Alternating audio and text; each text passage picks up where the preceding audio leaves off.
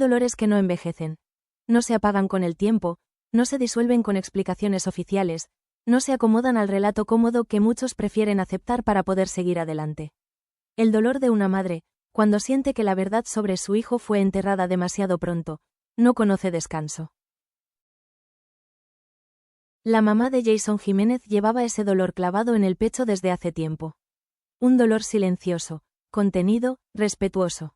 Durante meses eligió no hablar, no porque no tuviera dudas, no porque no sospechara, sino porque enfrentarse a la verdad, cuando esa verdad amenaza con destruirlo todo, exige una fuerza que no siempre se tiene.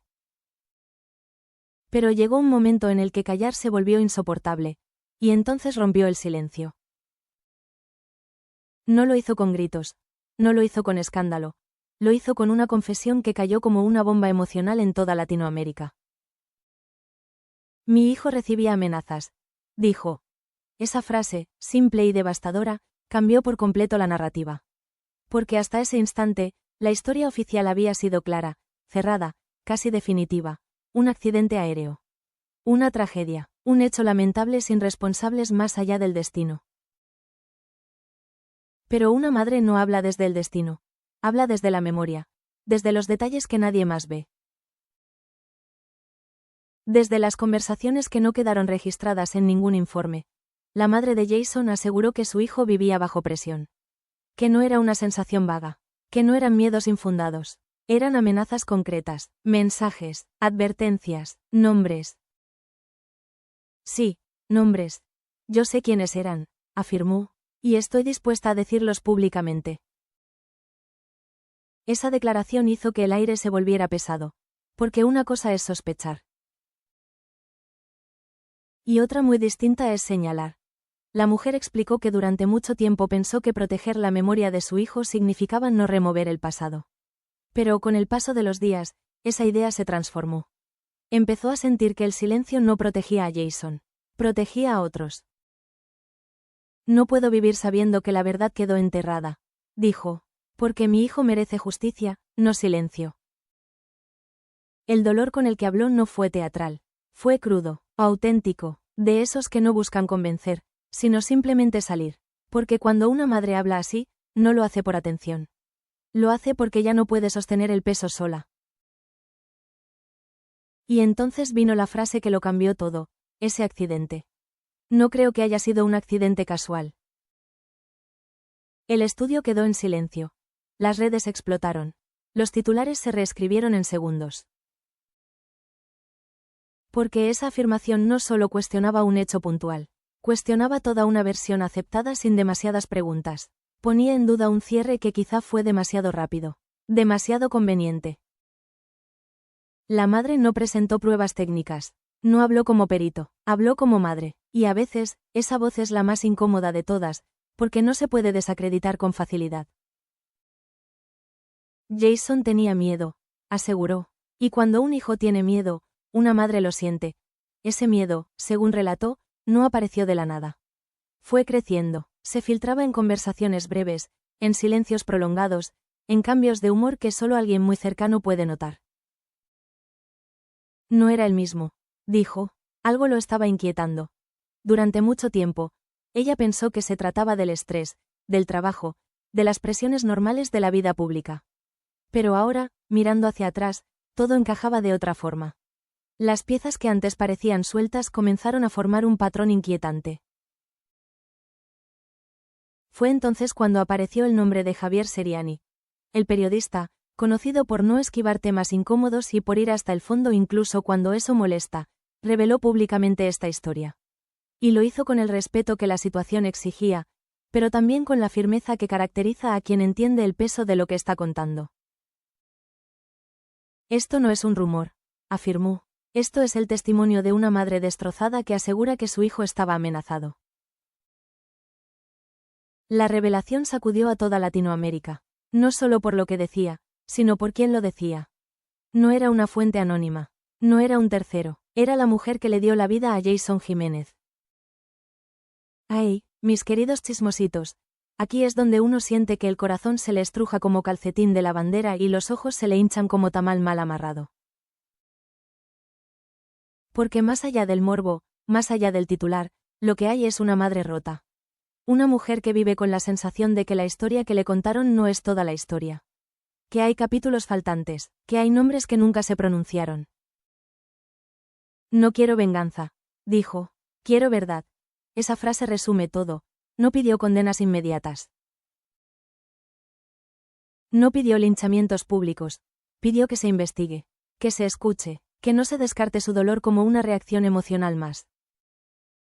Y cuando una madre dice que está dispuesta a revelar nombres, no lo hace a la ligera.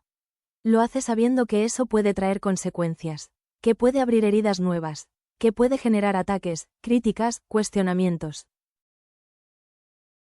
Pero aún así, está dispuesta. Ya no tengo nada que perder, afirmó. A mi hijo ya me lo quitaron. Ese fue el momento más duro. Porque ahí quedó claro que el silencio no era una opción. Que seguir adelante sin respuestas era una forma de morir un poco cada día. Lo que hasta ahora se presentaba como una tragedia cerrada, volvió a abrirse como una herida fresca.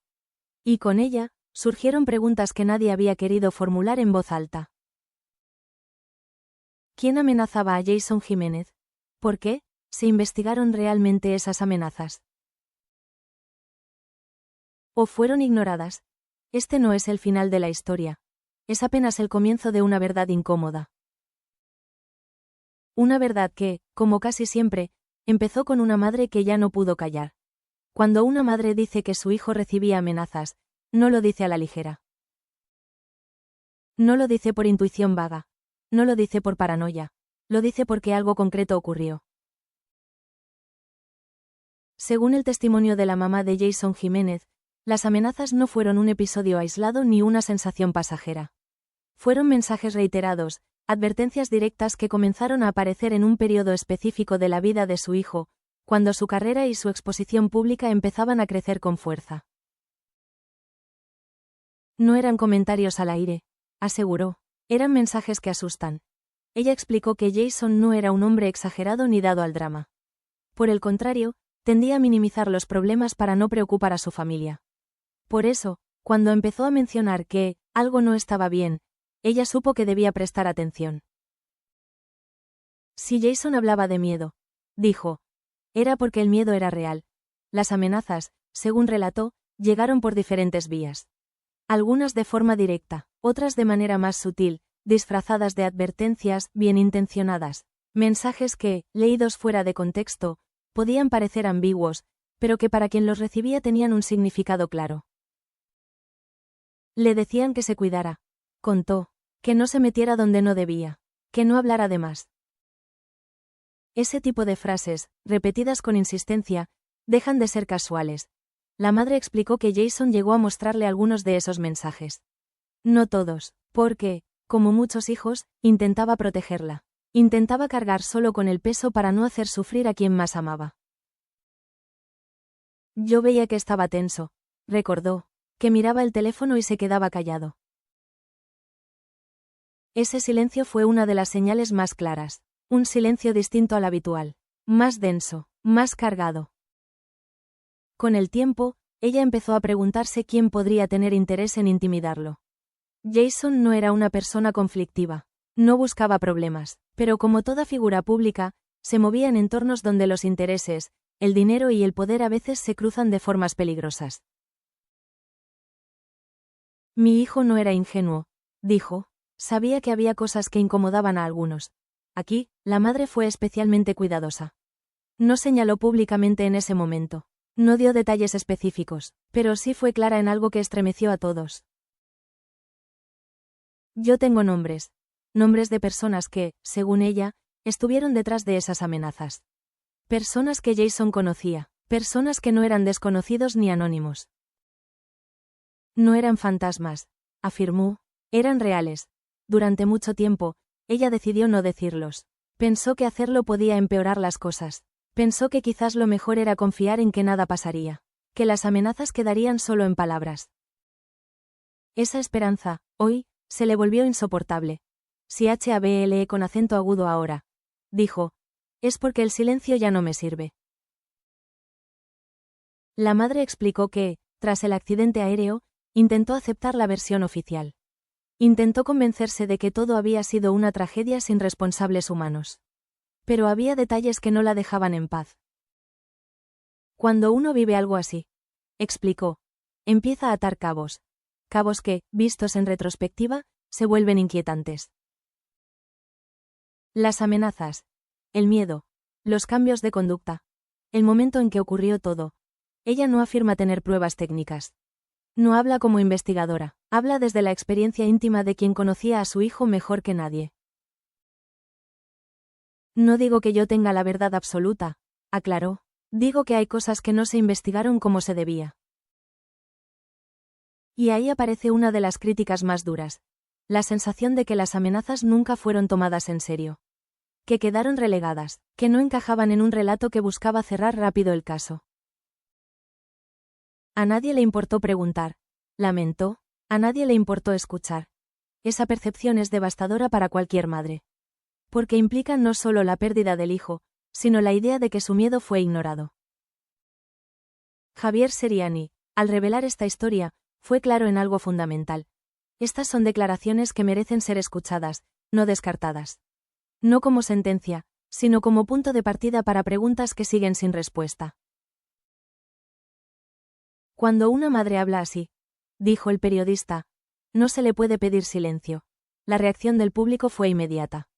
Dolor, indignación, preguntas. Muchos comenzaron a recordar entrevistas pasadas, gestos de Jason, frases que en su momento pasaron desapercibidas. Todo empezó a verse distinto. La madre, consciente del impacto de sus palabras, asumió el riesgo.